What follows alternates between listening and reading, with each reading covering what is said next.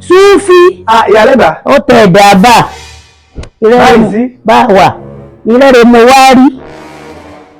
Ṣé kò sí o? Owó ilé mi sá. Iyalegba.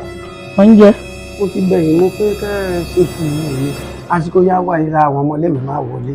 Wá Sufi. Ọ̀tọ̀ọ̀tọ̀ ọ̀rọ̀ o. Owó iléèwé àwọn ọmọ tó ń gbọ́ kó ṣe jẹ́ pàtàkì. Onẹ́rọ owó olé ilé ẹ̀dà bá ń fẹ̀ bàtírẹ̀ lè báyìí. Onẹ́rọ ṣe pàtàkì ó ẹ papọ̀ mọ́ra wọn ìrànṣẹ́ kan èdè ránṣẹ́ kan lọ́wọ́. Owó ilé mi rè mo wá gbà. Ẹ má bínú, ẹ fún mi lásìkò díẹ̀. Nígbà yìí bá sọ̀wọ́ iléèwé àwọn ọmọ tó báyìí, kó pọ̀sẹ̀ méjì, màá sanwó yín. Ṣé o kò làrún ọpọlọ Sufi? Àwọn bí ẹlẹ́dì ó kò làrún ọpọlọ. Ilé rẹ̀ pé mi kò láàrin ọpọlọ. Kó bá làrún ọpọlọ. Ó ní máa ń gbé ní o bá sanwó iléèwé àwọn ọmọ tó yàn jọjọ́ iwájú tirẹ̀ ló máa sanwó ilé tèmi.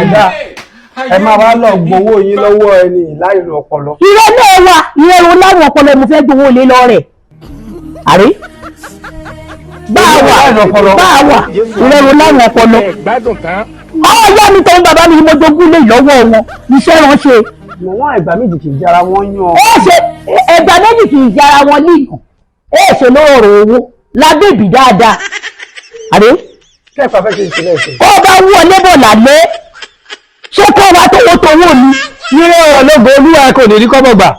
Ìyá alájà rẹ̀ kò ní rí kọ́bọ̀ gbà. Kọ́bọ̀ kò ní rí gbà. Ọba bí ẹ̀dá kọ́ wọnú ilé ìwà láìsí mi lówó èmi àti yí. Ọba bí ìyá alájà rẹ̀ dá tó wá nílé láìsí mi. Ẹnu ẹ̀ láwà yẹn. Ẹnu ẹ̀ láwà ọpọlọ. Ẹnu ẹ̀ láwà yẹn.